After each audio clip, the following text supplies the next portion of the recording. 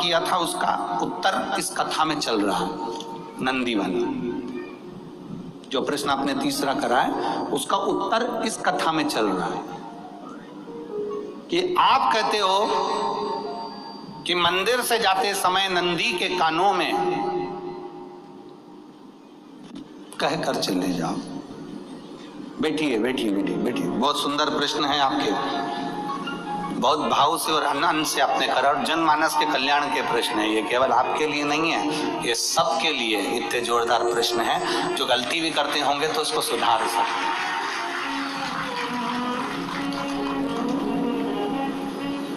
आपने कहा कि नंदी के कानों में कहना चाहिए।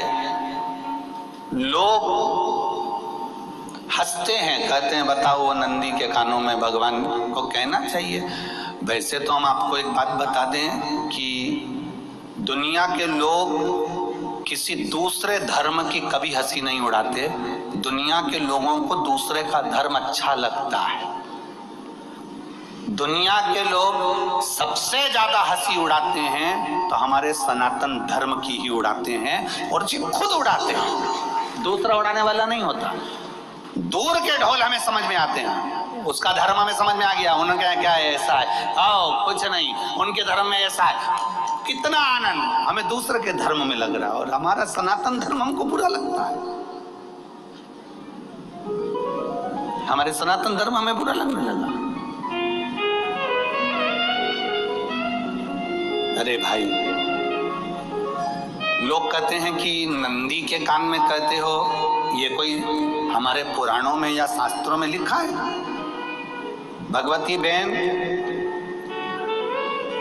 साहू, आपको धन्यवाद देना चाहूंगा और एक बात कहना चाहूंगा।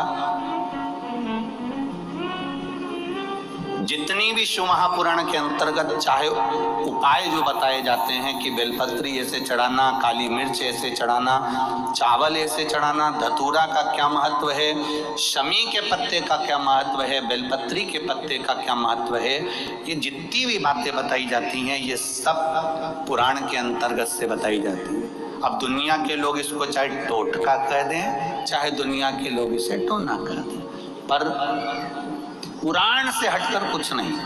और आप लोगों को अगर बोला है कि नंदी के कान में कहकर भगवान शंकर के मन में बात पहुंचे, तो ये क्यों कहा, तो ये भी हमारी शिव महापुराण में लिखा है, जलंधर के चरित्र में। कोई आपसे कहे कि नंदी के कान में बोलने से क्या होता है, ये जलंधर का चरित्र कह रहा है। मां पार्वती जी का हस्त कमल पकड़कर जलंधर लेकर जाने लगा।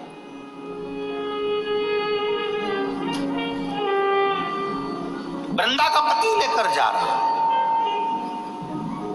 वृंदा तो भगवान की भक्ति में लीन रहती थी, उसको तो जलंधर को सबसे ज्यादा तकलीफ थी नारायण से, पर शिव के पास आ गया क्योंकि ईर्षा प्रवृत्ति। अभी कथा में कहा कोई कोई ऐसा होता है जिसको तुमसे बेर नहीं होता तो भी अंदर से ईर्षा जाग जाती है। कोई कोई ऐसा होगा जिसको अंदर से ईर्षा जागती है, अपने आप अंदर से ईर्षा जागती है, उसका कोई बेर नहीं, और ईर्षा जाग गई, भीतर से ईर्षा जागा।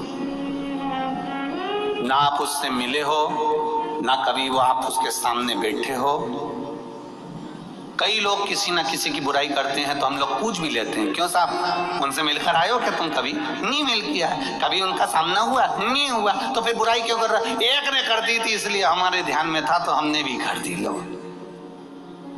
वो कुआं में डूब के मरेगा तो तू भी मरेगा का?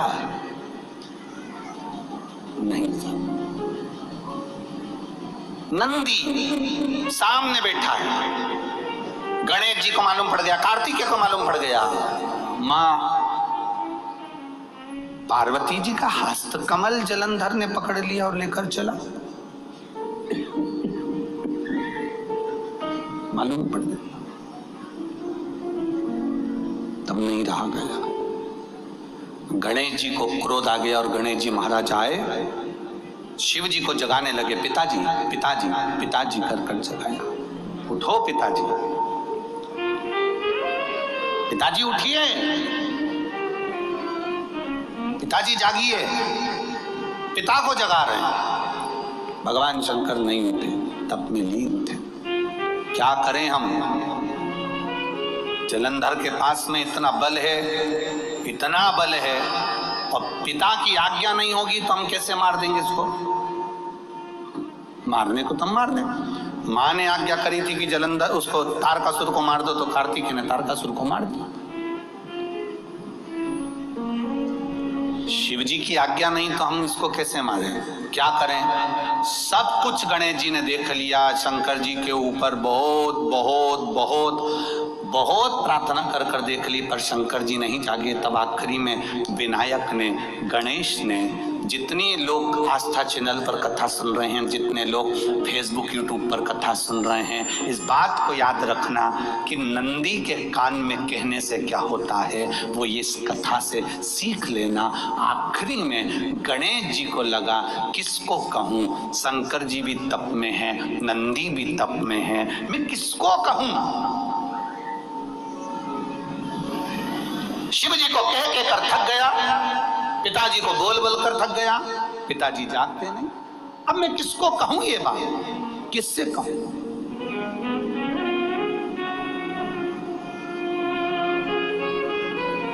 विनायक गए सीधे अब नंदी के पास में। नंदी भी तप में लीन थे, शंकर जी की ओर मुख था, शंकर जी की ओर मुख था। गए और जाकर तुरंत विनायक ने नंदी के कानों में जाकर कहा, नंदीश्वर, मैया का हाथ पकड़कर जलंधर लेकर जा रहा है, पिताजी तप में लीन है, कृपा करिए ना। बस केवल नंदी के कान में कहा, गणेश जी दूर हट गए।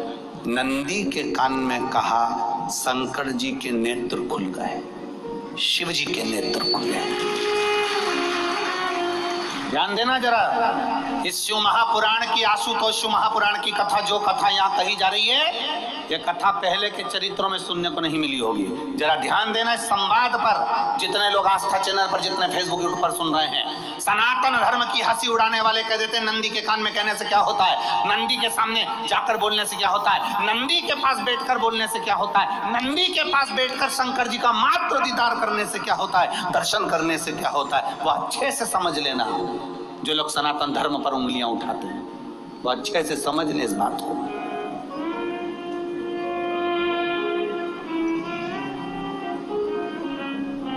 क्या होता है, नंदी तप में लीन, शिवजी तप में लीन, शिव नहीं उठ रहे। विनायक ने नंदी के कानों में जाकर कह दिया, नंदी के कान में जाकर कहा, नंदी के नेत्र नहीं खुले। नेत्र किसके खुले? जम के बोलो, महादेव के खुले, शिव जी के खुले। ये मन का तार, नंदी शंकर की आराधना कर रहे थे, शिव अपनी भक्ति में डूबे थे। यहाँ कहा, यहाँ पहुंचा, जो दिल में था उस तक बात पहुंच गई। नंदी के दिल में शिव थे, तुम कहे, नंदी ने शंकर तक बात पहुंचा दी। वो सूत्र जो बंधा था दिल से दिल तक का, वो पहुंच गया। वो सूत्र जो दिल से दिल तक बंधा हुआ था, मन से बंधा हुआ था, खबर वहां तक